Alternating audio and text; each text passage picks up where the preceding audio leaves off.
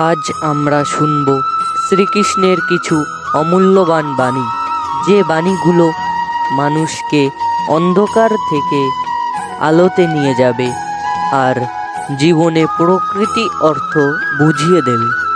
শ্রীকৃষ্ণ বলেছেন, এই দেহ তুমি নও, দেহ চিরস্থায়ী নয়, কিন্তু আত্মা চিরন্তর। যেমন মানুষ পুরনো পোশাক ত্যাগ করে, ঠিক নতুন পোশাক ধারণও করে, ঠিক তেমনভাবে আত্মা এক দেহ ছেড়ে অন্য দেহ গ্রহণ করে। আত্মা কখনো জন্মায় না, কখনো মরেও না।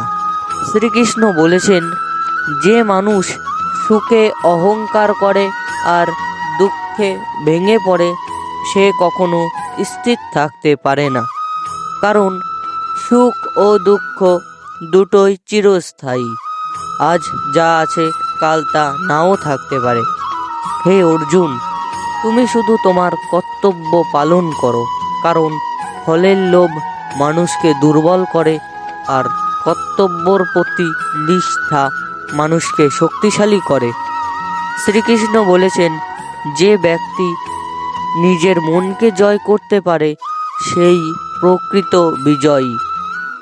বাইরের শত্রুকে হারানো সহজ, কিন্তু নিজের মধ্যে কাম, ক্রোধ, লোভ এই তিনটি শত্রুকে জয় করাই আসল যুদ্ধ।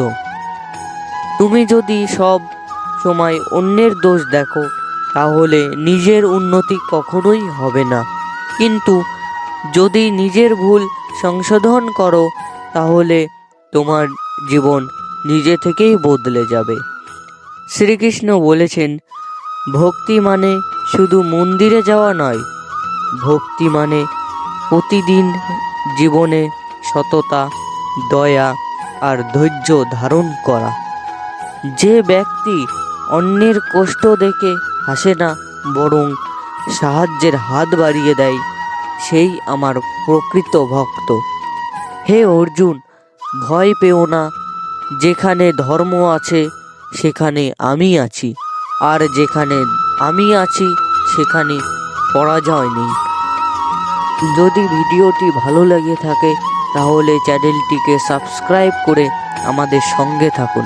ধন্যবাদ।